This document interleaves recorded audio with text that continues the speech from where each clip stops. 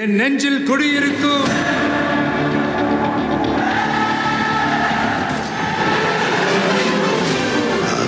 தளபதி.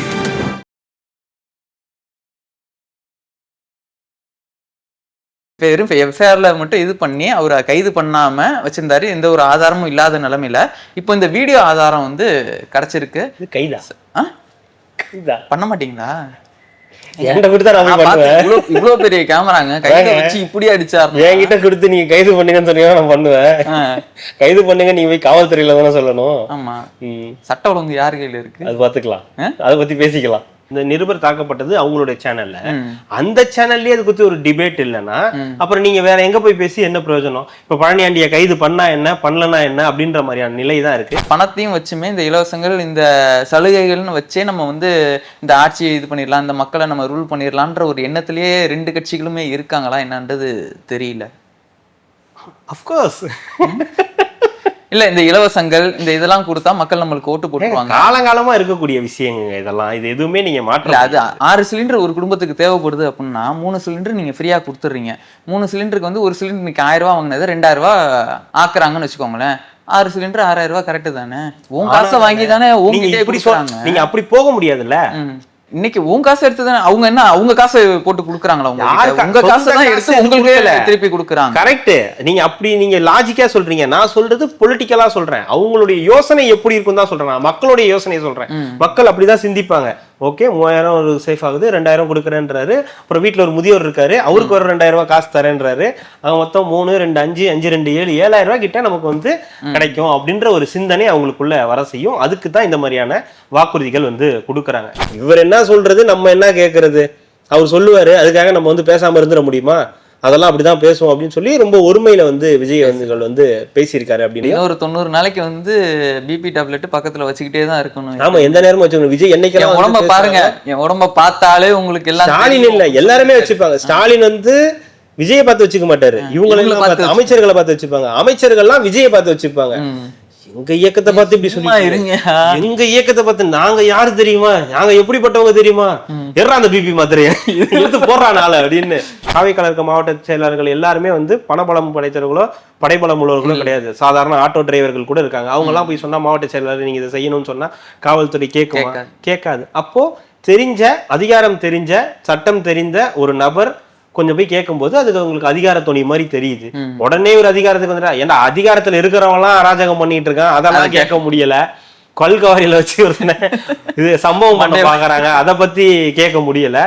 அதிகாரத்துக்கு வந்துட்டா நீங்க என்ன பண்ணுவீங்கன்னா, அதிகாரத்துக்கு தான் என்ன பண்ணுவாரு, அதிகாரம் பண்ணுவாரு. அவர் அதிகாரத்துக்கு வந்து அதிகாரம் என்ன பண்ணுவார், வேற என்ன பண்ணுவார்? அதிகாரம்ன்ற அதுக்கு தான் வருது. செய்யக்கூடிய வேலைகளை ஒழுங்கா செய்யுங்கன்னு சொல்றது. அது இப்பவே அவர் சொல்றாரு, எதிர்கட்சியா சொல்றாரு. ஆளுங்கட்சியா சொல்றதை விட எதிர்கட்சியா சொல்றவனுக்கு தான் வேல்யூ ஜாஸ்தி. ரெட்ரோலுக்ஸ் நேயர்களுக்கு வணக்கம். இன்றைய கார்த்திக் விஷன் நிகழ்ச்சியில் தமிழகத்தில் நடக்கும் அரசியல் நிலை பற்றி விவாதிக்கலாம். வணக்கம் கார்த்திக். வணக்கம் ஜோ.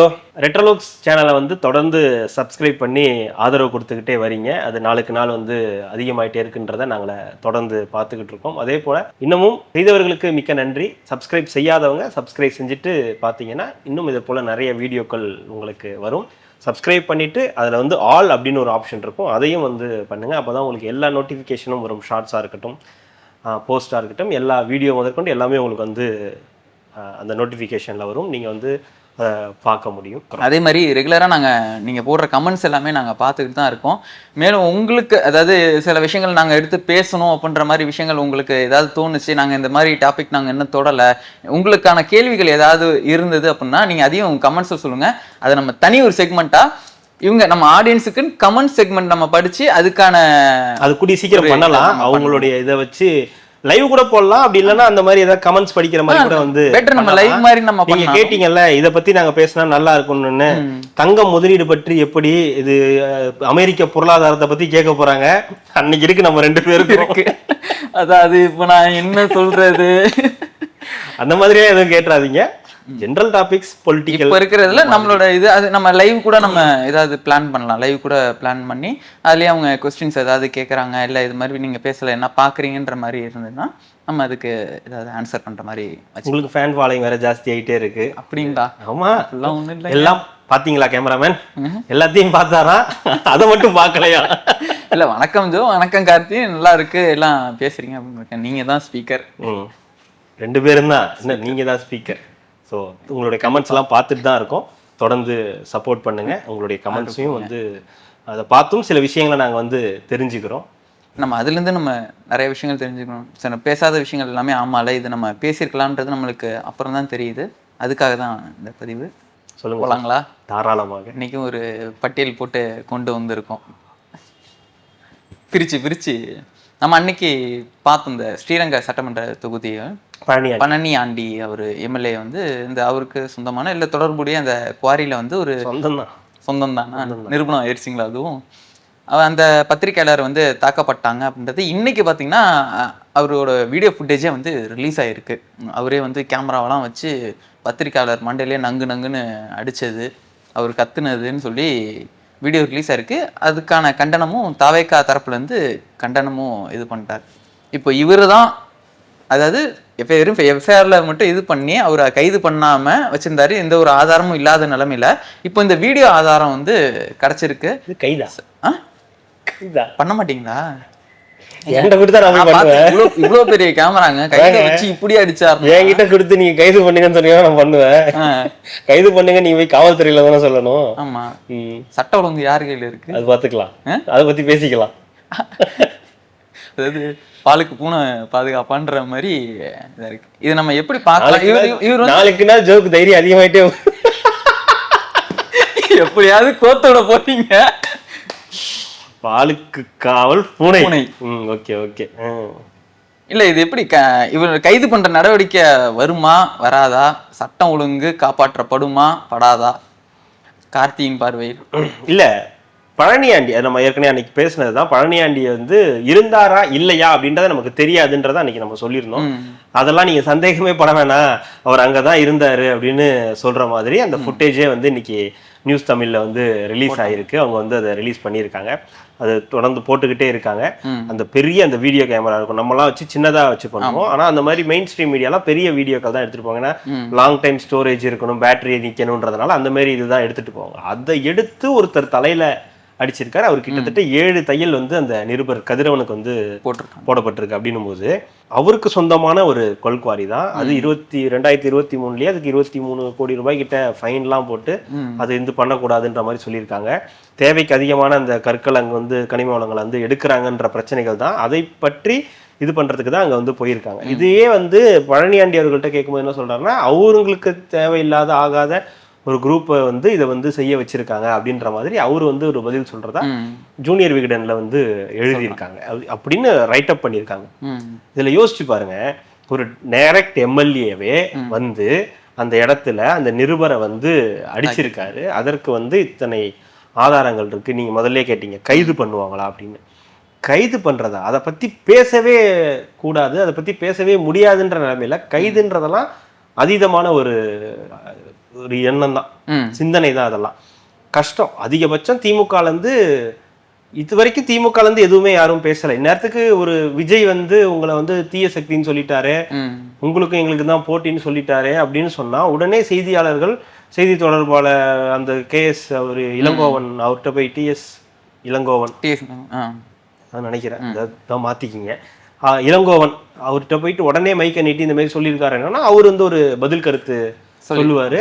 அதெல்லாம் சின்ன பையன், அவனுக்கு என்ன தெரியும், எங்களுக்கு நாங்க எத்தனை வருஷ கட்சி, பாரம்பரியமான கட்சின்னு சொல்லக்கூடிய ஒரு கட்சி ஒரு நிருபரை, செய்தியாளர்களை செய்தி சேகரிக்க போன இடத்துல வச்சு இந்த மாதிரி அடிச்சிருக்காரு.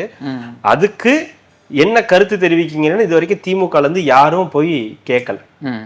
நேத்து கூட முதலமைச்சர் பேசுனது வந்து வைரல் ஆச்சு, எங்களுக்கு யாரும் எதிரியா பார்க்கல அப்படின்னு சொன்னாரு. இப்போ அப்போ கூட நீங்க அந்த கேள்வியை கேட்கல. இந்த மாதிரி விஜய் என்ன சொன்னாரு, எடப்பாடி இப்படி சொன்னாருன்ற கேள்விதானே தவிர இந்த மாதிரி கேள்விகளை வந்து யாரும் முன்வைக்கிறது இல்லை. கேட்டாங்க யாருக்கிட்டன்னா கமலஹாசன் அவர்கிட்ட வந்து கேட்டாங்க. கமலஹாசன் கேட்டாரு. கமலஹாசன் நீங்க ஏன்ட்ட கேட்குறீங்க, அதுக்கு நீங்க என்ன பண்ணீங்கன்னு சொல்லிட்டு போயிட்டாரு. இல்லை அவங்கள்ட்ட போய் கேளுங்கன்னா யார்கிட்ட போய் கேட்கணுன்றாரு. அவர் என்ன சொல்றாரு, என்கிட்ட கேக்குறீங்களே நீங்க எல்லாம் என்ன பண்ணீங்கன்னு கேக்குறாரு. அவரு அந்த கேள்வி கேட்டார் இல்லையா, அவரு ஒரு நிருபர் தானே, அவரு ஒரு பத்திரிகையாளர் தானே, நீங்க எல்லாம் அதுக்கு என்ன பண்ணிருக்கீங்க, அதாவது அவரு கிடையாது, செய்தி துறையில நீங்க என்ன பண்ணீங்க, உங்க இதுல ஒருத்தர் தாக்கப்பட்டிருக்காரு, அதுக்கு நீங்க என்ன, சரியான கேள்வி தானே. என்கிட்ட கேக்குறது இருக்கட்டும், முதல்ல நீங்க என்ன பண்ணீங்க அதை சொல்லுங்க, இல்ல முதல்ல நீங்க ஏதாவது பண்ணுங்க, அதுக்கப்புறம் நான் பதில் சொல்றேன். ஆர்ப்பாட்டம் போராட்டம் பண்ணுங்கன்றாரு. ஆர்ப்பாட்டம் போராட்டம், அதுக்கு உங்களுடைய பதில் என்னன்னு கேக்குறாங்க. அவங்க சொல்றது ஒரு நடவடிக்கை எடுக்க கேளுங்க அப்படின்ற மாதிரி போய் கேட்குறாங்க அவர்கிட்ட. நடவடிக்கை இதுக்கு ஏதாவது ஒரு பதில் சொல்லுங்க. அவர் சொல்றாரு, நீங்க முதல்ல ஒரு ஆர்ப்பாட்டம் பண்ணுங்க, அப்படி இல்லைன்னா அதுக்கு ஒரு எதிர்ப்பு குரல் சொல்லுங்க, ஒரு கண்டன குரலை கொண்டு வாங்கன்னு சொல்றாரு. இந்த மாதிரியான ஒரு நடவடிக்கை தான். கைது தெரியல, அது கஷ்டம்னு நினைக்கிறேன். ஏன்னா இவங்களோட ஆட்சி, சட்டம் ஒழுங்கு, அந்த துறையோட அமைச்சர் யாரு அப்படின்றது எல்லாருக்கும் தெரியும். அப்படின்ற போது அது அந்த இடத்துக்கே அது நகராதுன்னு தான் நான் நினைக்கிறேன். அதுக்கான வாய்ப்புகள் வந்து ரொம்ப குறைவு. ஆனா இப்படி ஒண்ணு நடந்திருக்குன்றத மெயின் ஸ்ட்ரீம் மீடியால எப்படியும் சொல்ல போறது கிடையாது, அதை பத்தின யாரும் பேச போறது கிடையாது. இணையத்துல மட்டும்தான் இது வந்து ஒரு பெரிய பூதாகரமா மாறிட்டு இருக்கு. நியூஸ் தமிழ் சேனல்ன்றதுனால அவங்க சேனல்ல ரிப்பீட்டா போட்டுக்கிட்டே இருக்காங்களே தவிர இல்ல இப்ப இத்தனை கட்சியினரும் கண்டனம் தெரிவிச்சிருக்காங்க. இன்னைக்கு இந்த ஃபுட்டேஜ் வந்ததுக்கு அப்புறம் தாவேகா சைட்ல இருந்து கொடுக்கணும். அப்ப இது ஒரு பெரிய பேச போல, இது ஒரு கிரைட்டீரியாவா எடுத்து தானே ஆகணும். இந்த கேஸை நம்ம எடுத்து தானே ஆகணும். நெருக்கடி இருக்கு, அந்த வழக்கை எடுக்க வேண்டிய நெருக்கடி இருக்கு. ஆனா அதுவே அங்க காவல்துறைக்கு பெரிய நெருக்கடியா மாறிக்கிட்டு இருக்கு. இன்னொரு பக்கம் ஆதாரங்கள் இருக்கு, இன்னொரு பக்கம் பார்த்தா இந்த பக்கம் சமாதான பேச்சுவார்த்தைன்னு ஒரு பக்கம் போயிட்டு இருக்கிறதா சொல்றாங்க. அதனால ஒரு நெருக்கடியான நிலையில தான் வந்து இந்த விஷயம் வந்து இருக்கு. ஆனா நியூஸ் தமிழ் இதை கூட டிபேட் ஆக்கல. நம்ம வந்து நியூஸ் தமிழ் நிருபர் இந்த மாதிரி தாக்கப்பட்டுட்டாருன்னு எல்லாரும் பேசுறாங்க, எல்லாரும் அறிக்கைகள்லாம் கொடுக்குறாங்க. ஆனா அதே நியூஸ் தமிழ் சேனல்ல ஆர்டிஎக்ஸ்னு ஒரு ப்ரோக்ராம் நடக்கும். அந்த ப்ரோக்ராம்ல இதை பத்தி பேசினாங்களா? அந்த நெல்சன் சேவியரும் இன்னொரு ஆங்கர் ஒருத்தவங்க இருப்பாங்க, கௌதமின்னு நினைக்கிறேன், அவங்களும் இருப்பாங்க. அப்புறம் இன்னொருத்தர் இருப்பாரு, அவர் பேர் எனக்கு சரியா ஞாபகம் இல்லை, அவரும் பழங்காலமா இருக்கிறவர் தான்.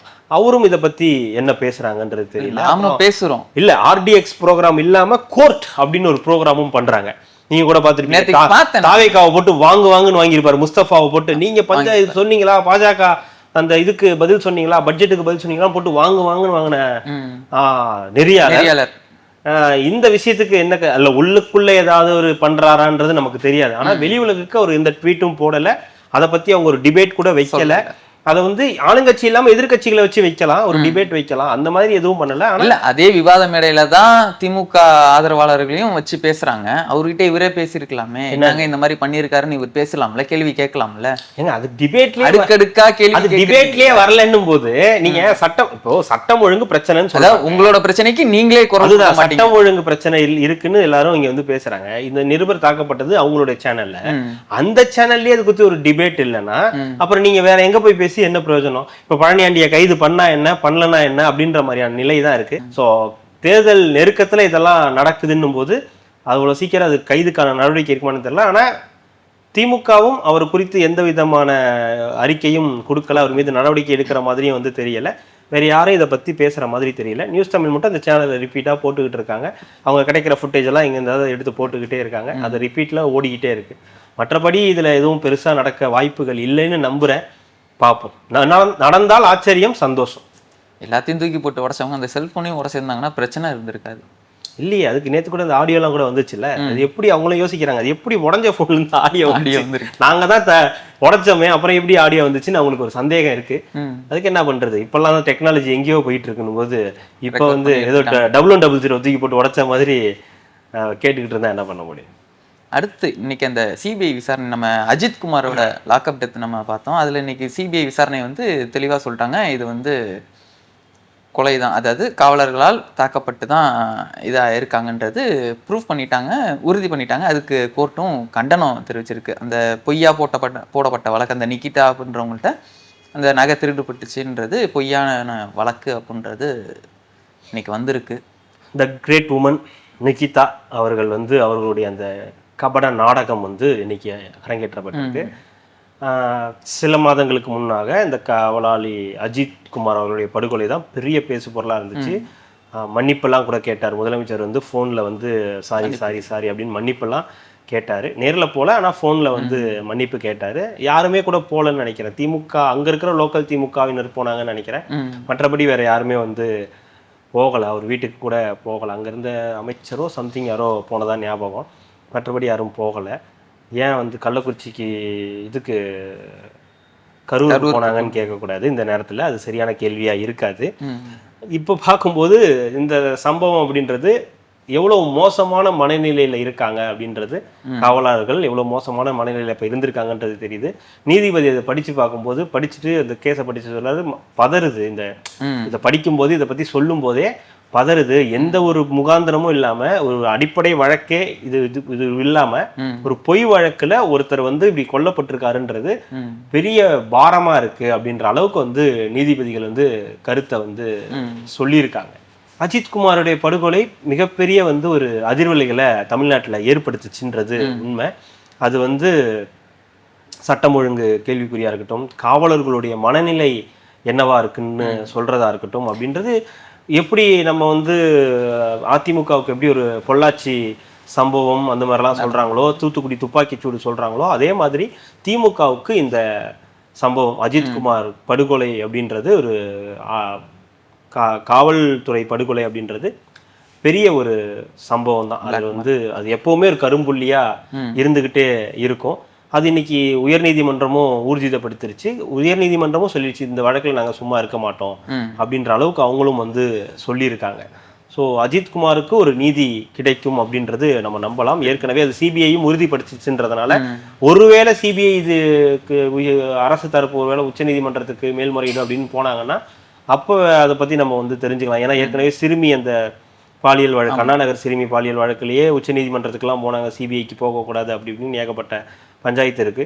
இந்த வழக்குலையும் அந்த மாதிரி எதுவும் போகாம இருந்தாங்கன்னா நல்லது. ஏன்னா இன்னும் 2 மாசத்துல தேர்தல் இருக்கும்போது அந்த மாதிரி இதுவும் சட்ட ஒழுங்கு யார் கையில இருக்குது, அவர் மேல திருப்பி வருமா, குற்றச்சாட்டுகள் வருமா? இல்ல இது ஆமா கிட்டத்தட்ட அது காவல்துறை இதுதானே. ஸோ அதனால அதுவும் அந்த கேட்டகரிக்குள்ளதான் வருது.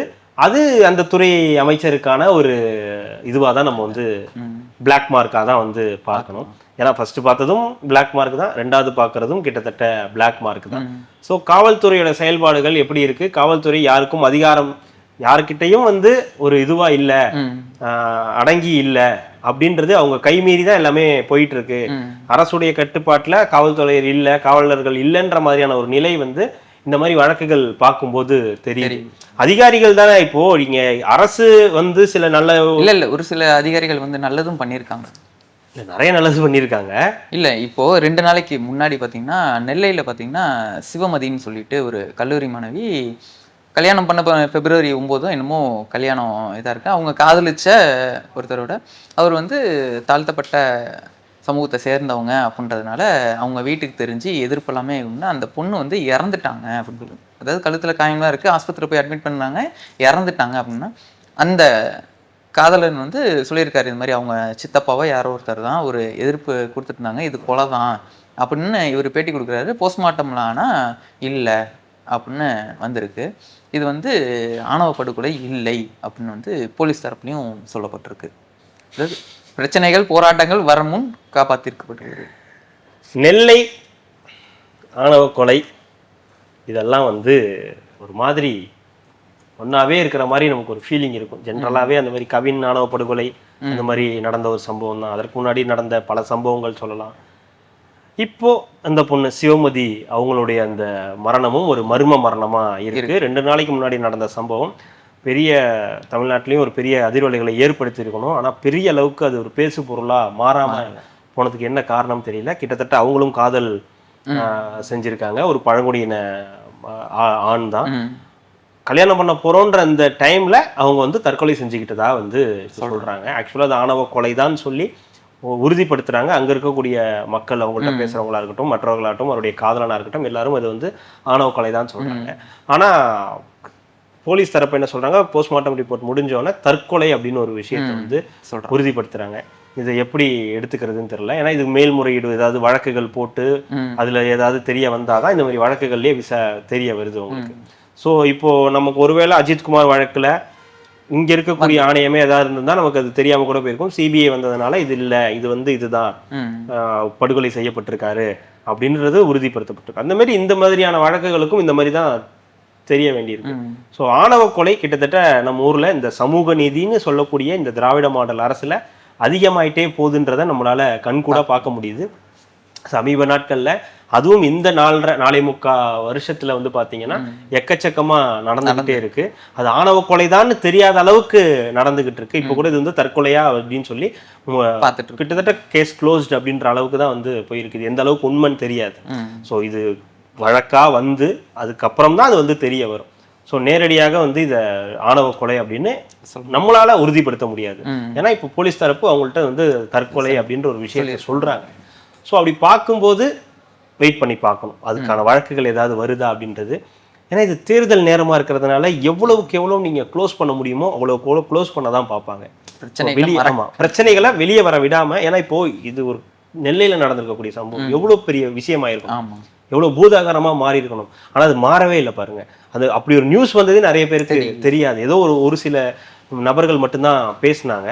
அதுவும் எனக்கு தெரிஞ்சு மெயின் ஸ்ட்ரீம் மீடியாலாம் பெரியசா பேசல. அதை பத்தின ஒரு நியூஸா வந்து கடந்து போயிட்டாங்க. அப்படின்ற பட்சத்துல இது வந்து எப்படி எடுத்துப்பாங்கன்னு இருக்குல்ல. ஆணவ கொலைன்னு ஒரு பக்கம், தற்கொலை அப்படின்னு சொல்லி இன்னொரு பக்கம். ஸோ காவல்துறை இதுல பெரிய மர்ம முடிச்சதான் போட்டுக்கிட்டு இருக்காங்க. தேர்தல் நேரம் எல்லாத்தையும் எவ்வளோ க்ளோஸ் பண்ண முடியுமோ க்ளோஸ் பண்ணுறாங்க. வெளியே வர விடாமல் சில விஷயங்களை பண்ணணும்னா அதெல்லாம் பண்ணிக்கிட்டு இருக்காங்க. அந்த மாதிரி தான் இந்த வழக்குகளும். நீங்கள் சொல்கிற அஜித்குமார் வழக்காக இருக்கட்டும், இந்த சிவமதி வழக்காக இருக்கட்டும். ஆனால் அஜித்குமார் வழக்கில் ஒரு திருப்பம் வந்துருச்சு, உறுதிப்படுத்திட்டாங்க. நிக்கிதா சொன்னது பச்சை பொய் அப்படின்றத வழக்கறிஞர்களும் உயர்நீதிமன்ற நீதிபதிகளும் உறுதிப்படுத்திட்டாங்க. அது வரைக்கும் சந்தோஷம். அவருக்கு ஒரு நியாயம் கிடைக்கும், அவருக்கு போக வேண்டிய தொகைகள் போய் சேரும்னு நினைக்கிறேன். அது பார்ப்போம். சிவமதிக்கு தெரியாது. அடுத்து எடப்பாடி அவர்கள் இரண்டாம் கட்ட நல்லா போயிட்டு இருந்துச்சு. அதாவது வாக்குறுதிலாம் கொடுத்துருக்காரு. இது மாதிரி ஏங்க நீங்க சொல்லுங்க. ஆண்களுக்கு ஃப்ரீ பஸ், பெண்களுக்கு ஃப்ரீ பஸ். ஆமா, அன்னைக்கு ஒரு 5 கொடுத்தாரு. இன்னைக்கு ஒரு 5. நான் 5 பாயிண்டா இருக்கிறேன். ரெண்டாம் கட்டமா இன்னைக்கு என்னன்னா 3 சிலிண்டர் ஃப்ரீ வருஷத்துக்கு. குடும்ப அட்டைதாரர்கள் வந்து 3 சிலிண்டர் வந்து ரேஷன் அட்டைதாரர்கள். ஆமா, ஓகே. குடும்ப அட்டை இல்ல கரெக்ட். அப்படி சொல்ல எல்லாருக்கும் குடும்ப அட்டை ரேஷன் அட்டைக்கு இது சொல்லலைங்க. குடும்ப அட்டை எல்லாருக்குமா இல்ல அதுக்கு ஏதாவது தகுதி வாய்ந்தவர்களுக்கு இவங்கள மாதிரி வச்சிருக்காங்களா? அந்த மாதிரிலாம் சொல்லல, சொல்லிட்டாரு. முன்னாடி எல்லாம் ரேஷன் கார்டு இந்த கலரா இருந்துச்சு, மஞ்சள் கலரு, வெள்ளை கலரு, பச்சை கலருன்னு சொல்லி கலரா இருந்துச்சு. அந்த அட்டைதாரர்களுக்கு மட்டும் சொன்னாங்க. இன்னைக்கு எல்லாமே ஸ்மார்ட் கார்டா வந்துருச்சு. யாருக்கெல்லாம் கொடுக்க போறாங்கன்னு தெரியல. குடும்ப அட்டைதாரர்களுக்கு 3 சிலிண்டர் சொல்லிட்டாங்க. 3 சிலிண்டர் சொல்லிட்டாங்க. 3 சிலிண்டர். ஆமா. முதியோர்களுக்கு 2000 தொகை, 2000 ரூபாய் தொகை. அப்புறம் ஜல்லிக்கட்டுல உயிர் போனுச்சுன்னா மாடுபிடி வீரர்களுக்கு 10 லட்சம் ரூபாய் அனுப்பிச்சு விட்டுருவாங்களே. வீட்டுல சும்மா இருக்கு. அடிபட்டா 2 லட்சம். அது பரவாயில்லன்னு போனுவாங்க. போய் சும்மாவது ஒரு குத்து வாங்கிட்டு வாங்குவாங்க. 3 கொடுத்துருக்காரு. வேற அந்த கிராம அந்த பேங்க்ல எல்லாம் வச்சிருக்கிற அந்த கல்வி கடன் எல்லாமே ரத்து தள்ளுபடி பண்றேன்ட்டாரு. ஓகே, ஒரு 4 வேலிடான ஒரு 4 வந்து முக்கியமானதெல்லாம் வந்துருச்சு. அப்புறம் வேற என்ன, அது மட்டுமா சொன்னாரு? இல்லையே, அப்புறம் அடிக்கணும்ல. அவரை பத்தி பேசியிருக்காங்கல்ல, ஊழல் கட்சின்னு சொல்லியிருக்காங்க. அப்புறம் அவரை பத்தி பேசாம இருந்தா எங்க அவரை வெளியில வர சொல்லுங்க. அவருக்கு கூட்டணியில யாரோட கூட்டணி வச்சிருக்கா, என்ன நடக்குது, எந்த கட்சி இருக்குதுன்னு தெரியல. அவரை வெளியில வர சொல்லுங்க அப்படின்னு அவரு. ஏங்க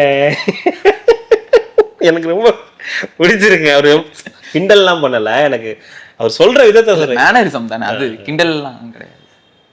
2வது கட்ட தேர்தல் அறிக்கை. திமுகவை முந்தி வாக்குறுதிகளை கொடுக்க ஆரம்பிச்சுட்டாங்க.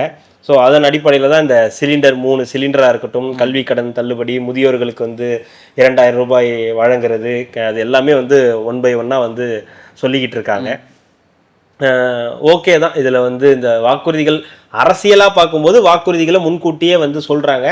ஒரு வகையில் அது ப்ளஸ்ஸாக இருந்தாலும் இன்னொரு வகையில் மைனஸாக இருக்கும். அதை வந்து திமுக வந்து அது எப்படி வேற டேக்கிள் பண்ணுறதுன்றதை பார்த்து அதுக்கு ஏற்ற மாதிரி ஏதாவது பண்ணுவாங்க. இது பெண்களை கவர்ற மாதிரியான விஷயம். இந்த சிலிண்டர் 3 சிலிண்டர், ஏற்கனவே சிலிண்டருக்கு மானியம் 100 ரூபாய் வழங்கப்படும்னு சொன்னதெல்லாம் நிறைவேற்றியாச்சு திமுக. ஸோ அதனால அடுத்து இவங்க வந்திருக்காங்க. கல்வி கடன் தள்ளுபடி. இதெல்லாம் எப்படி பண்ண முடியும்னு கேட்டா, கொரோனா காலத்திலேயே நாங்க வந்து வருவாய் இல்லாமயே இது எல்லாத்தையும் ஆட்சி நாங்க சிறப்பா பண்ணியிருக்கோம். ஏற்கனவே பண்ண மாட்டோமா அப்படின்னு ஏற்கனவே சொல்லிட்டேன். மோடி அவர்கள் ஃப்ரீ ஹேண்ட்ஸ் கொடுத்துட்டாரு. என்ன வேணா பண்ணிக்கிங்க, எவ்வளவு வேணாலும் சொல்லிக்கிங்க. ஒரு நிறைவேற்ற போனாதானே நம்ம அதெல்லாம் கட்டுப்போம். அது அடுத்த பிரச்சனை, அது அடுத்த 5 வருஷ பிரச்சனை. என்ன வேணா சொல்லுங்க, பாத்துக்கலாம் அப்படின்னு கூட வந்து சொல்லியிருக்காரு. அதனால என்ன வேணாலும் சொல்லலாம் அப்படின்ற ஒரு இடத்துக்கு வந்து எனக்கு ஒண்ணு புரியல. ஒண்ணு இல்ல, எதுவுமே புரியல.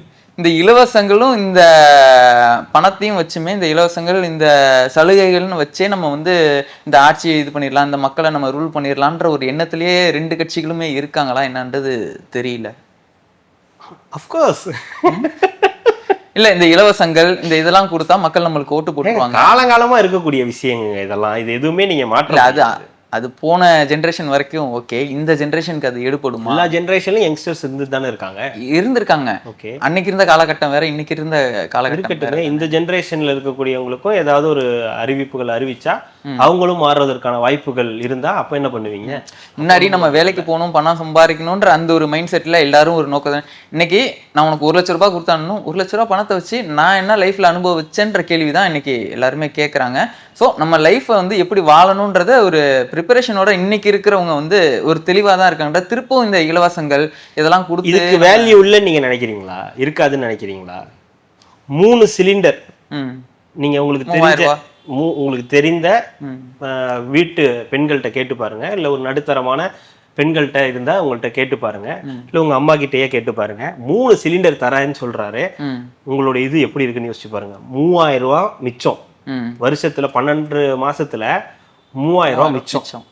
பிளஸ் அவர் 2000 ரூபாய் தரேன்றாரு. கிட்டத்தட்ட 5000 ரூபாய் வந்து அவங்களுக்கு மிச்சமாகுது. ஸோ ஒரு மிடில் கிளாஸ்ல இருக்கக்கூடியவங்க, இல்லை கொஞ்சம் ஏழ்மை நிலையில இருக்கக்கூடியவங்க இது யோசிப்பாங்கல்ல, ஓ 3000 + 2000. நான் யங்ஸ்டர்ஸை சொல்லலை, யங்ஸ்டர்ஸ் வேற மாதிரி திங்க் பண்ணலாம். ஆனா பேரண்ட்ஸா இருப்பாங்க இல்லையா, ஒரு இந்த வருமானத்துக்கு கஷ்டப்படுவாங்க இல்லையா, அவங்க கிட்ட இது போய் எதிரொலிக்கும். ஒரு பெண்களுக்கு முக்கியமான விஷயங்கள்ல இந்த சிலிண்டர் மிக பெரிய பிரச்சனை. ஏன்னா மாசம் அதுக்கு ஒரு 1000 ரூபாய் எடுத்து வைக்கணும்ன்றது அவங்களுடைய இது மைண்ட் செட்டு. ஸோ இப்போ அதுல ஒரு 3 மாசம் நமக்கு குறையுதுப்பா, 9 மாசத்துல ஒரு 12 மாசத்துல ஒரு 3 மாசம் நம்ம குறையுதுப்பா, 3000 ரூபாய் நமக்கு மிச்சம்ப்பா அப்படின்னு நினைக்கிறாங்க. அதே நேரத்துல 2000 ரூபாய் கொடுக்குறேன்றது ஆட்சிக்கு வந்தாருன்னா 2000 ரூபாய் கொடுக்குறாங்க. ஆக மொத்தம் 5000 ரூபாய் நமக்கு வந்து கிடைக்குது அப்படின்னு. அதாவது வருமானம் ரொம்ப பின்தங்கிய நிலையில இருக்கிறவங்க, ஏன் நிறைய மிடில் கிளாஸ்ல இருக்கிறவங்க நிறைய பேர் வந்து இது மாதிரிலாம் யோசிப்பாங்க. அதெல்லாம் யோசிச்சு தான் தேர்தல் வாக்குறுதியா வந்து சொல்றாங்க. உண்மையாவே இந்த ஒரு 3 மாசம் கொடுக்கறதுன்றது நிறைய குடும்பங்களுக்கு ஒரு நல்ல விஷயம்தான். இல்ல அது எப்படி சொன்ன, இப்போ 6 சிலிண்டர் ஒரு குடும்பத்துக்கு தேவைப்படுது அப்படின்னா 3 சிலிண்டர் நீங்க ஃப்ரீயா கொடுத்துட்றீங்க. 3 சிலிண்டருக்கு வந்து ஒரு சிலிண்டர் இன்னைக்கு 1000 ரூபாய் வாங்கினது 2000 ரூபாய் ஆக்குறாங்கன்னு வச்சுக்கோங்களேன். 6 சிலிண்டர் 6000 ரூபாய் கரெக்ட் தானே? உன் காசை வாங்கி தானே உங்ககிட்ட எப்படி சொல்றாங்க? நீங்க அப்படி போக முடியாதுல்ல, ஆகிடும் நம்மளால சொல்ல முடியாது. எப்படி ஆகும் நம்ம சொல்ல முடியாது. இன்னைக்கு உன் காசு எடுத்துதானே அவங்க, என்ன அவங்க காசை போட்டு கொடுக்குறாங்களா? உங்க காசு தான் எடுத்து உங்களுக்கு திருப்பி கொடுக்குறாங்க. கரெக்ட். நீங்க லாஜிக்கா சொல்றீங்க, நான் சொல்றது பொலிட்டிக்கலா சொல்றேன். அவங்களுடைய யோசனை எப்படி இருக்கும் தான் சொல்றேன், மக்களுடைய யோசனையை சொல்றேன். மக்கள் அப்படிதான் சிந்திப்பாங்க. ஓகே 3000 ஒரு சேஃப் ஆகுது, 2000 கொடுக்குறேன்றாரு. அப்புறம் வீட்டுல ஒரு முதியோர் இருக்காரு, அவருக்கு ஒரு 2000 ரூபாய் காசு தரேன்றாரு. அவங்க மொத்தம் 3, 2, 5, 5, 2, 7, 7000 ரூபாய் கிட்ட நமக்கு வந்து கிடைக்கும் அப்படின்ற ஒரு சிந்தனை அவங்களுக்குள்ள வர செய்யும். அதுக்கு தான் இந்த மாதிரியான வாக்குறுதிகள் வந்து கொடுக்குறாங்க. வாக்குறுதிகளை தூக்கி அப்படி வைங்க. அது அடுத்தது அது மக்களும் அவங்களும் வந்து கலந்தாலோசிச்சு எடுக்க வேண்டிய முடிவு. அப்படியா 7000 கொடுக்குறியா, ரைட்டு, சரி தேர்தல் அப்ப என்ன கொடுக்க போற அப்படின்ற ஒரு கேள்வி. அதெல்லாம் அவங்களுக்குள்ள பேசிக்கிட்டோம், அரசியல்வாதிகளும் மக்களும் பேசிக்கிட்டோம். உங்களுக்குள்ள குடுக்கல் வாங்கல் நிறைய இருக்கும், அதெல்லாம் நீங்க பேசி முடிவு பண்ணீங்க. நம்ம வந்து பிரஸ் மீட்டுக்கு வருவோம். பிரஸ் மீட்ல அவங்க கேட்ட கேள்வி, விஜய் பற்றி அவங்க சொன்னது, இந்த மாதிரி சொன்னது. அவரு அதே தான் சேம். அவருக்கு என்ன தெரியும், அவர் வந்து வெளியே வந்தா தானே தெரியும். அதிமுக தலைமையில தான் கூட்டணின்னு சொல்லி அன்னைக்கே மாண்புமிகு உள்துறை அமைச்சர் அவர்கள் வந்து சொல்லிட்டாரு. எங்க சொன்னாரு அதிமுக தலைமையில தான் கூட்டணின்னு? இங்க தமிழ்நாட்டுக்கு அதிமுக தலைமை ஓவராலா என்டிஏ கூட்டணி தான் சொல்லிட்டு போயிருக்காங்க. தமிழ்நாட்டுல அதிமுக தான், ஆனா கூட்டணி அமைச்சதெல்லாம் யாரு? என்டிஏ தான். எல்லாத்தையும் ஓகே பண்ணது டிடிவி தினகரனை ஓகே பண்ணது என்டிஏ தான், பாமக ஓகே பண்ணது என்டிஏ தான். ஆக மொத்தத்துல விஜய் சொல்ற விஷயம் உண்மை, பாஜக தலைமையிலான கூட்டணி தான். ஆனா இங்க அதுக்கு பேரு அதிமுக தலைமையில் கூட்டணின்னு இவங்க வந்து சொல்லிக்கிட்டு இருக்காங்க. இதுதான் இங்க நடக்கிறது. ரெண்டாவது வெளியே வந்து பார்த்தா மட்டும்தான் இவங்க அதை சொன்னது. ஆமா, அதாவது அதிமுக தலைமையில கூட்டணின்றது பொதுக்குழுல சொன்னது. மோடி அவர்கள் மேடையில இருக்கும்போது சொல்லிருக்கலாமே. என்டிஏ அது எப்படி சொல்ல முடியும்? என்டிஏ கூட்டணி அப்ப சொல்லிருக்காங்க. அம்மா அதிமுக தலைமையில் தான் நீங்க ஆட்சி அமித்ஷா வந்து சொன்னப்பவே 5 நாள் கழிச்சுதான் ஆட்சியில் இது கூட்டணி, இது கூட்டணி ஆட்சி கிடையாது, இந்த கூட்டணி ஆட்சி அமைக்கும் அப்படின்னு சொன்னார். அவர் என்ன சொன்னார்னா தேசிய ஜனநாயக கூட்டணி ஆட்சி அமைக்கும் போனார். இவரு தேசிய ஜனநாயக கூட்டணி ஆட்சி அமைக்கும் அப்படின்னு. அதுலயே உங்களுக்கு வந்து இவ்வளவு வேரியேஷன்ஸ் கொடுக்க வேண்டியதா இருக்கு. அப்ப எடப்பாடியோட நிலைமை நீங்க யோசிச்சு பாருங்க. அப்ப இந்த மாதிரி எல்லாம் கேள்வி கேட்டா அவர் வந்து என்ன பண்ணுவாரு? அப்புறம் விஜயை பத்தி கேட்கறாங்க. விஜயை பத்தி கேட்டோம்னா அதுக்கான பதில வந்து ஒரு சொல்றாரு, அவரை வெளியே வர சொல்லுங்க. வெளியே வந்தோன்னே அதை பத்தி பேசட்டும், யாருக்கு தலைமையில கூட்டணினே அவருக்கு தெரியல, நாட்டுல என்ன நடக்குதுன்னே அவருக்கு தெரியல அப்படின்றது. ஸோ மீண்டும் அதிமுகவுக்கும் கரூர் சம்பவத்தப்போ ஒரு 40 நாள் உள்ள போயிட்டாரு. 70 நாள் அதுக்கப்புறம் 20 நாள் இங்க ஈரோடு மீட்டிங்க்கு அப்புறம் ஒரு 38 நாள் ஜனநாயகன் அந்த படத்துக்கு வந்து அங்க இருந்து ஒரு மாசம் அவர் வெளில வர சொல்லுங்க, வெளில வர சொன்னா எனக்கு புரியல, எங்க வெளில வரணுமா, அவர் கூட எங்க தனியா எங்கேயாவது போயிட்டு வரணுமாமா? பிள்ளையார் சொல்லி போட்டாச்சு. அதுதான் ஞாபகத்துக்கு வருது. ஏங்க அன்னைக்கே சொல்லியிருக்கலாம். அங்க நிற்கும் போதே அவரை வெளியே வர சொல்லுங்க, அதுக்கப்புறம் உங்க கொடியெல்லாம் ஆட்டாதீங்க, இப்போ நீங்க கொடியை இறக்குங்க அப்படின்னு சொல்லியிருக்கலாம். அப்ப நீங்க சந்தோஷப்பட்டீங்க, அப்பாடா கொடியை காட்ட ஆரம்பிச்சுட்டாங்க அப்படின்னு. அதுவே செட்டப்ன்றாங்க. அது எந்த அளவுக்கு உண்மைலாம் நமக்கு தெரியல. அதிமுக காரங்க தான் சொல்றாங்க. அப்புறம் பிள்ளையார் சொல்லி போட்டதுன்னு தன்னால அப்படியே சொன்னா வந்துருவாங்கன்னு ஒரு நம்பிக்கை இருந்துச்சு போல. இப்ப பார்த்தா எதுவும் நடக்கல. சரி, இப்ப வேற என்னதான் பண்றது? எதுவுமே நடக்காதப்ப அவரு வேற ஊழல் சக்தின்றாரு, பாஜக தலைமையில் அணின்றாரு. அடிக்காம போனா நமக்கும் அசிங்கம். அதனால போற போக்குல 2 தட்டு தட்டிட்டு போயிடுவோம் அப்படின்றதுதான் இன்னைக்கு மீட்டிங். விஜய்க்கானது கிடையாது, அவங்களுடைய வாக்குறுதிகளை சொல்லணும், திமுக முந்தி வாக்குறுதிகளை சொல்லணும்ன்றதுதான். அதுதான் இந்த எடப்பாடி அவர்களுடைய இந்த வாக்குறுதி.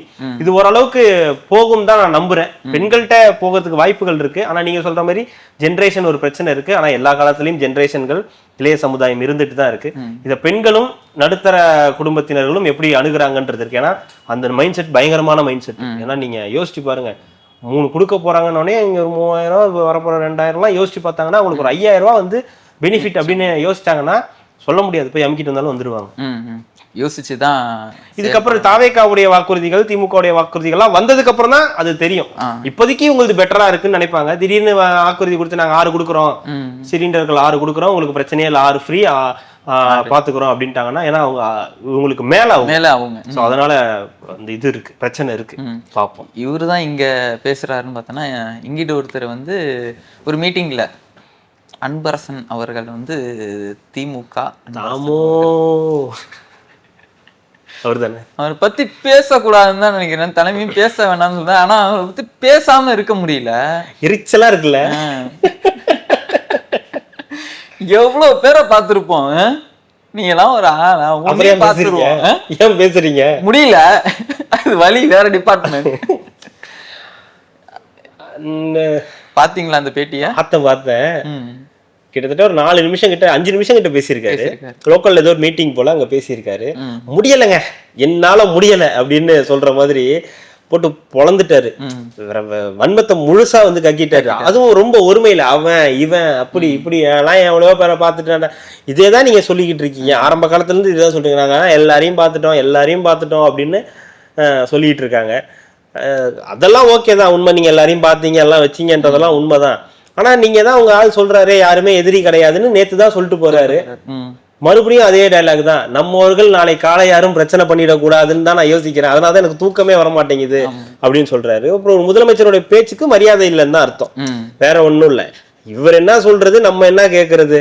அவர் சொல்லுவாரு, அதுக்காக நம்ம பேசாம இருந்துட முடியுமா? அதெல்லாம் அப்படிதான் பேசுவோம் அப்படின்னு சொல்லி ரொம்ப ஒருமையில விஜய் அவர்கள் பேசியிருக்காரு அப்படின்றது நல்லதுதான். தாவேகாவுக்கு நல்லதுதான், வரவேற்கலாம். தாவேகாவினர் வரவேற்கலாம். இதெல்லாம் பார்க்க அதாவது உங்களுக்கு அங்க என்ன வேலை? தேர்தல் வருது, உங்களுடைய வாக்குறுதிகளை செய்த சாதனைகளை பற்றி பேசுங்க.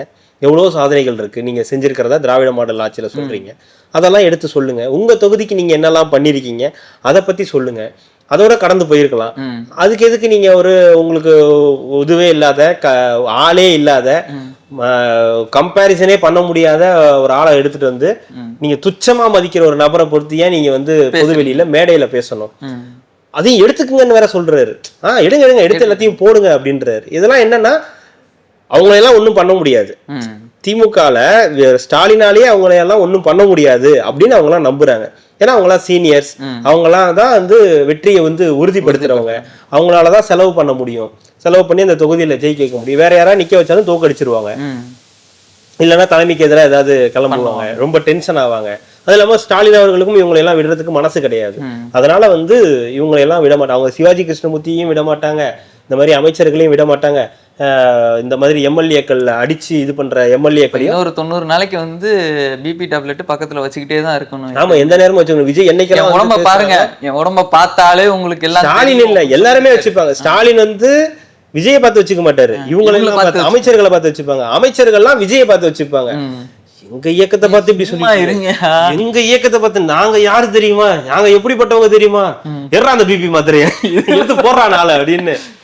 அவனுக்கு பேசுனேன், ஏதாவது பேசுனேன்னா அமைதியா உட்காந்துருக்கேன், கம்முன்னு இருறா. அந்த மாதிரி எல்லாரையும் ஏதாவது இது பண்ணி விட்டு போயிடுறாங்க. இது திமுகவுக்கு தான் போய் பேக் ஃபயரா முடிய போகுது. விஜய்க்கு ஒண்ணும் இல்லை, விஜய்க்கு லாபம் தான். அவர் தாம 1% பேசுறதுனால செய்திகள்ல வரும், செய்திகள்ல வந்தா எல்லாரும் பார்ப்பாங்க. இவர் ஏன் இவ்வளவு மோசமா பேசுறாரு, நீங்க யோசிச்சு பாருங்க. திமுக தாவேகா தலைமையில இருக்கவங்க யாராவது இவ்வளவு மோசமா பேசுறத பாக்குறீங்களா? இல்ல.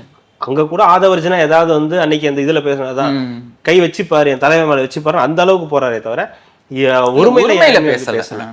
ஒருமையில வந்து யாரையுமே அவங்க பேசுறது கிடையாது. ஏன்னா விஜய் வந்து ஸ்ட்ரிக்டா சொல்லியிருக்காரு, டீப் அட்டாக் டீசென்ட் அட்டாக் தான் சொல்லியிருக்கு. ஸோ அதை அவங்க ஃபாலோ பண்றாங்க. நீங்க வாரியர்ஸ் எடுத்துட்டு வராதீங்க, அவங்க வேற, அவங்க கதை வேற. நான் இவங்கள சொல்றேன். அப்ப ஆனா அந்த தலைமையிலேயே திமுக தலைமையிலேயே இவ்வளவு மோசமா பேசக்கூடிய நபர்கள், அதுவும் ஒருமையில பேசக்கூடிய நபர்கள்லாம் இருக்கும்போது கண்டிப்பா திமுகவுக்கு அது ஒரு மைனஸா தான் போய் முடியும். அது அங்க இருக்கக்கூடிய பெண்கள் எல்லாரும் வந்து முகம் சொல்லிக்கிற மாதிரி தான் வந்து இருக்கும். அவங்களுக்கு ஒரு நினைப்பு, அதான் சொல்றேன், அவரே சொல்றாரு, தலைவர் கோச்சிக்கிட்டோம் அப்படின்ற மாதிரி அவர் வந்து சொல்றாரு. இல்ல எனக்கு புரியல, தலைவர் கோச்சிக்கிட்டோம் இங்க ஒருத்தர் சொல்றாரு, அங்க ஒரு நான் தலைவர்கிட்ட எல்லாம் சொல்லிட்டேன், நல்லா அப்படிலாம் இருக்க முடியாது அப்படின்னு. அவரு இப்ப யாருமே தலைமைக்கு கட்டுப்பட்டு இல்ல, காவல்துறையும் கட்டுப்பாட்டில் இல்ல, கட்சிக்காரங்களும் கட்டுப்பாட்டுல இல்ல அப்படின்னு மக்கள் பேசிக்கிறாங்க. எல்லாரும் அவுட் ஆஃப் கண்ட்ரோல்ன்றாங்க. டெல்லிக்கு Tamil Nadu out of control, Tamil Nadu control வச்சிருக்கிறப்ப இவங்க எல்லாம் அவுட் ஆஃப் கண்ட்ரோல், காவல்துறை அவுட் ஆஃப் கண்ட்ரோல், அமைச்சர்களும் அவுட் ஆஃப் கண்ட்ரோல். ஆமா, இப்படியே போயிட்டு இருக்கும்போது இன்னொரு விஷயமும் வந்துச்சு. நம்ம அருண்ராஜ் அவர்கள், தாவேகா அருண்ராஜ் அவர்களுக்கு வந்து திருச்செங்கோடுல நைஸ் கேண்டிடேட், திருச்செங்கோடு இன்னும் அறிவிக்கல, அவரே தான் சொல்லிட்டு இருக்காரு. இன்னும் அறிவிக்கல. ஆனா அதுக்கு முன்னாடி அவர் அங்கதான். யார் அறிவிக்கிறது? நீங்க என்ன எனக்கு அறிவிக்கிறது? நான் போய் வேலை பாக்குறேன், நானே எடுத்துக்கிட்டேன்ப்பா, இதை நானே வச்சுக்கிறேன். திருச்செங்கோடு நான் எடுத்துக்கிட்டேன். என்னப்பா சொல்ற? அவரு அங்க இந்த பேனர் வைக்கிற விஷயமா இருக்கு, அதே மாதிரி சாக்கடை எல்லாமே இதா இருக்கு, அது கிளீன் பண்ணவே இல்லை அப்படின்ற அந்த அதிகாரிகள்லாம் கூப்பிட்டு ஏன் இதெல்லாம் பண்ணாம இருக்கீங்க அப்படின்ற மாதிரி விஷயங்கள்லாம் கேட்டிருக்காரு. ஒரு பேச்சு என்ன எழுமுதுன்னா, அவர் வந்து முன்னாள் அதிகாரத்தை வந்து கையில வச்சுக்கிட்டு இருக்கிற அதிகாரிகள் எல்லாத்தையும் மிரட்டிக்கிட்டு இருக்காரு. இப்பவே இப்படி இருக்காருன்னா நாளைக்கு எம்எல்ஏ ஆயிட்டாருன்னா இவர் என்னன்னா பழனியாண்டி மாதிரி ஆயிடுவாரா? ஆமா, இப்ப பேச்சுதான் அப்புறம் வைலன்ஸ் தான் அப்படின்ற மாதிரி. அதாவது அவர் ஒரு IRS அதிகாரின்றது கேட்டது யாரு, அவரே தெளிவா ஒரு வார்த்தை சொன்னாரு. இது யாரு, மக்கள் கேட்டாங்களா இல்ல திமுக கேட்டாங்களான்னு கேட்டுவிட்டாரு. இல்ல, அவர் இப்போ வந்து தாவேக்கால ஒரு நல்ல ஒரு இதுவா வந்துகிட்டு இருக்காரு, எமர்ஜ் ஆகிட்டு இருக்காரு. ப்ரெஸ் மீட் ஹேண்டில் பண்றதுலயும் அவரும் ஓரளவுக்கு பக்குவம் அடைஞ்சுக்கிட்டே வராரு. எல்லாருமே புதுசு தானேங்க, புதுசா வராரு. அவர் ஒரு அதிகாரியா இருந்தவர். அப்புறம் அவருக்கு வரும்போது அவருக்கு வந்து சில இதெல்லாம் இருக்கதான் செய்யும், தடங்கல்கள்லாம் இருக்கதான் செய்யும். அதெல்லாம் கொஞ்சம் கொஞ்சமா இது பண்ணி அவர் பேச ஆரம்பிக்கிறாரு. நல்லா தான் பேசுறாரு. அவரு ஹேண்டில் பண்றதும் பெட்டரா தான் ஹேண்டில் பண்றாரு. பக்கத்துலயே புசி உட்கார்ந்து இருந்தாரு. நீங்க போய் நீங்கெல்லாம் போய் அதுன்னு அது விட்டுருங்க, இருக்கட்டும்.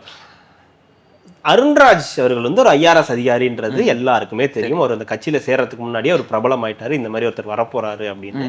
அப்புறம் அவர் வந்து வந்ததுக்கு அப்புறம் வந்து அந்த நீங்க சொன்ன அந்த பேனர் விஷயமா இருக்கட்டும், இந்த மாதிரி சாக்கடை விஷயம், அவருக்கு சட்டம் தெரியும், அதிகாரிகள் எப்படி நடந்துப்பாங்கன்னு தெரியும். இது போய் கேட்கறதுக்கு ப்ராப்பரா எப்படி கேட்கணும்னு தெரியும். நாங்க ப்ராப்பரா அனுமதி வாங்கி வச்ச பேனரை நீங்க எப்படி எடுப்பீங்க, நாங்க இதை ஒன்று பண்ணிக்கிட்டு இருக்கோம், இது மாதிரி ஏன் பண்றீங்க அப்படின்ற விஷயங்கள் ஒரு கட்சியினுடைய நபராகவும் அதே நேரத்துல ஒரு அதிகாரிக்கு என்ன விஷயங்கள்லாம் தெரியுமோ அதையெல்லாம் வந்து அவர் போய் கேட்கிறாரு. அதனால இப்ப வேற அதிகாரம் பண்றாரு, இப்ப வேற அப்படி பண்றாரு அப்படிலாம் சொல்ல முடியாது. கரெக்ட் ஆபீசர் வந்தாலே உங்களுக்கு வந்து கிடக்குது அப்படி இல்ல. கரெக்ட் ஆபீசர் இல்ல, அவருக்கு விஷயம் தெரியுது. இப்ப நீங்க விஷயம் தெரியாது. இப்போ திமுக மாவட்ட செயலாளர்னா அந்த இருக்கிற காவல்துறை அதிகாரிக்கு தெரியும், இப்படி திமுக மாவட்ட செயலாளர் ஆளுங்கட்சி, இவர்கிட்ட நம்ம பகச்சிக்க கூடாது, அதனால சாஃப்டா தான் ஹேண்டில் பண்ணணும். அதுவே தாவேக்கால இருக்கக்கூடிய ஒரு மாவட்ட செயலாளர் போய் இப்படி சொன்னா காவல்துறை ஏத்துக்குமா? அது இல்லாம தாவேக்கால இருக்க மாவட்ட செயலாளர்கள் எல்லாருமே வந்து பணபலம் படைத்தவர்களோ படைபலம் உள்ளவர்களோ கிடையாது, சாதாரண ஆட்டோ டிரைவர்கள் கூட இருக்காங்க. அவங்க எல்லாம் போய் சொன்னா மாவட்ட செயலாளர் நீங்க இதை செய்யணும்னு சொன்னா காவல்துறை கேட்குமா? கேட்காது. அப்போ தெரிஞ்ச அதிகாரம் தெரிஞ்ச சட்டம் தெரிந்த ஒரு நபர் கொஞ்சம் போய் கேட்கும்போது அதுக்கு உங்களுக்கு அதிகார துணி மாதிரி தெரியுது. உடனே ஒரு அதிகாரத்துக்கு வந்துட்டா, ஏன்னா அதிகாரத்துல இருக்கிறவங்க எல்லாம் அராஜகம் பண்ணிட்டு இருக்கான், அதெல்லாம் கேட்க முடியல. கல்கவாரியில வச்சு ஒரு இது சம்பவம் பண்ண பாக்குறாங்க, அதை பத்தி கேட்க முடியல. அதிகாரத்துக்கு வந்துட்டா நீங்க என்ன பண்ணுவீங்கன்னா, அதிகாரத்துக்கு தான் என்ன பண்ணுவாரு, அதிகாரம் பண்ணுவாரு. அவர் அதிகாரத்துக்கு வந்து அதிகாரம் என்ன பண்ணுவார், வேற என்ன பண்ணுவார்? அதிகாரம்ன்ற அதுக்கு தான் வருது, செய்யக்கூடிய இந்த வேலைகளை ஒழுங்கா செய்யுன்னு சொல்றது. அது இப்பவே அவர் சொல்றாரு, எதிர்கட்சியா சொல்றாரு. ஆளுங்கட்சியா சொல்றதை விட எதிர்கட்சியா சொல்றவனுக்கு தான் வேல்யூ ஜாஸ்தி. அப்ப அவர் சொல்றது சரியானதுதான். நீங்க கேட்கணும்னு ஏதாவது கேட்க வேண்டியது, கேட்டதும் கரெக்ட் தான். திமுக காரங்க கேட்க சொன்னாங்களா? கரெக்ட், அவங்கதான் கேட்க சொன்னாங்க. எப்படிங்க கரெக்டா கண்டுபிடிச்சீங்க? ஏன்னா அவங்களை தவிர வேற யாரும் கேட்க மாட்டாங்க. அடுத்து அவரே தான் சொல்லியிருக்காரு. என்னன்னா பிரவீன் சக்கரவர்த்தி ஒரு இன்டர்வியூல பாத்தீங்கன்னா ஒரு சூப்பருங்க, அவர் நல்ல மனிதருங்க, ஒரு மாமனிதர் பிரவீன் சக்கரவர்த்தி.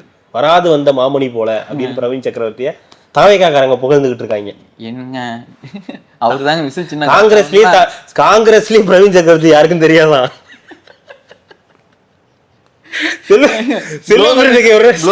அவர் தாங்க இல்லைங்க, செல்வ பெருந்துக்காரனால பக்கத்துல போய் நின்று இருக்காரு. யாருங்க இவரெல்லாம் கூட்டு வந்து பக்கத்துல, யாருங்க கட்சிக்காரர்? ஹலோ ஏங்க நம்ம கட்சிக்காரர் தாங்க அப்படின்னு இருக்காங்க. அப்படிங்களா? உங்களை நான் இந்த ஏரியால பாக்கலையே.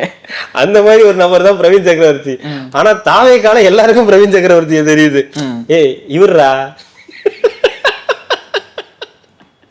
அன்னைக்கு ட்வீட் போட்டாரு விசில் சின்னத்துக்கு எல்லா பாட்டும் ரெடி ஆயிடுச்சு, விசில் அடிக்க தயாரா இருங்க.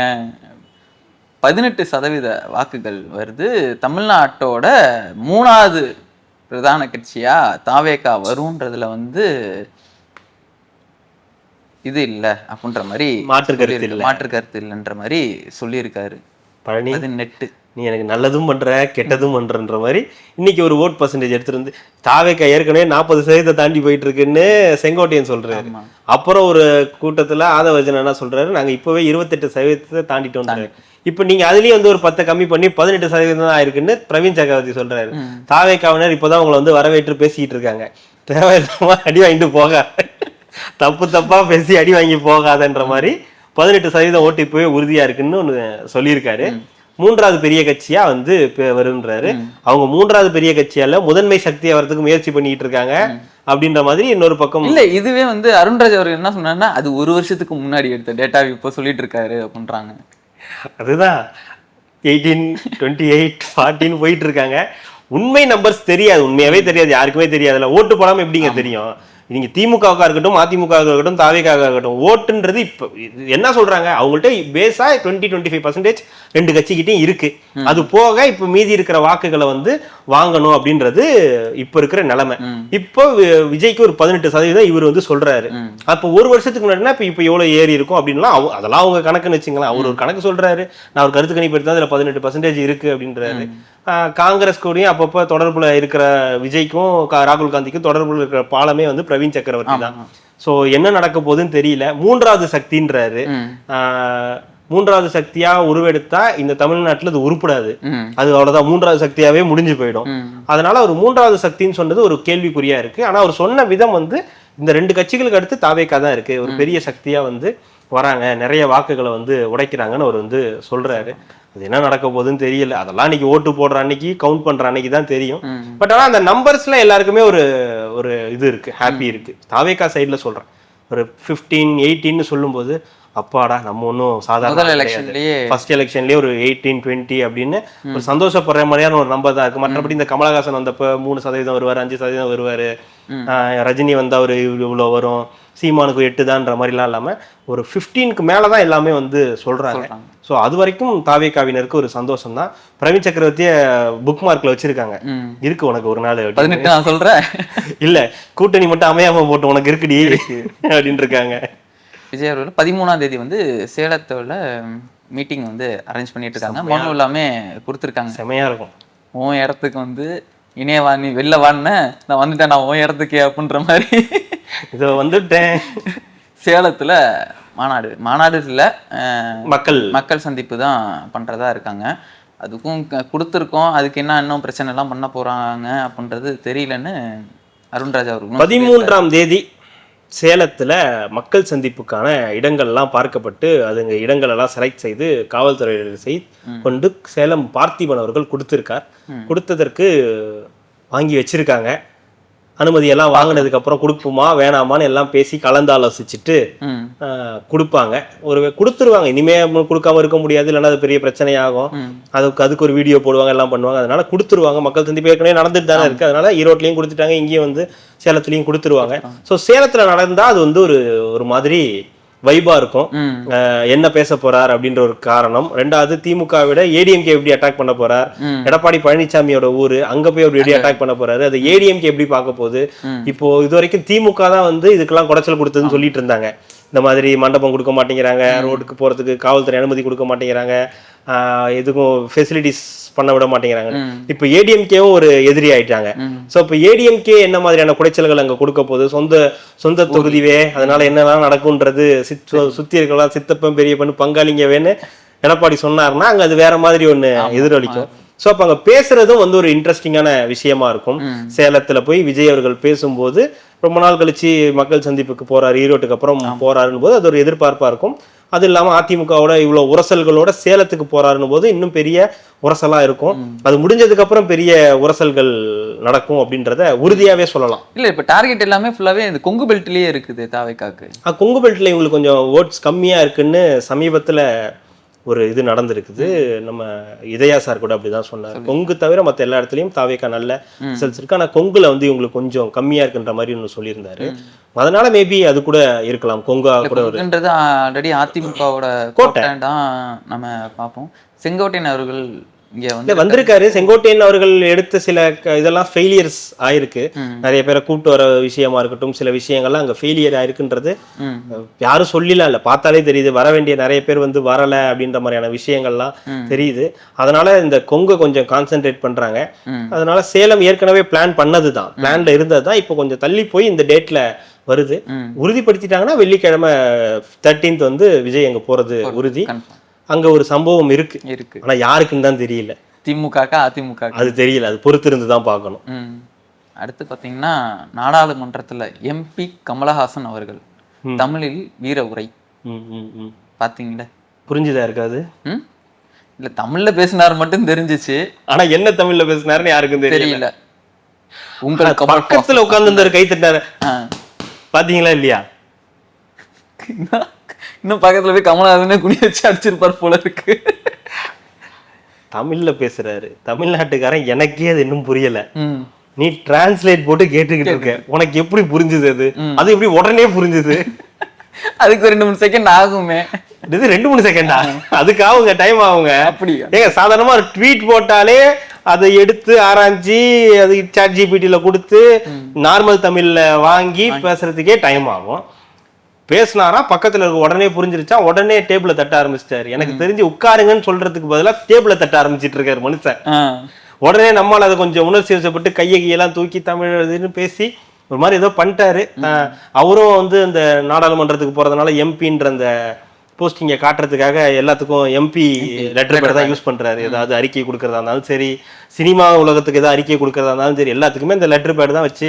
வாழ்க தமிழ்னு சொன்னாரா, இந்தில வாழ்க இந்தியான்னு சொன்னாரா? ஜெய்ஹிந்த். ஜெய்ஹிந்த் ஜெய்ஹிந்த் தான் சொன்னாரு, தமிழும் சொன்னாரு, ஜெய்ஹிந்தும் சொன்னாரு.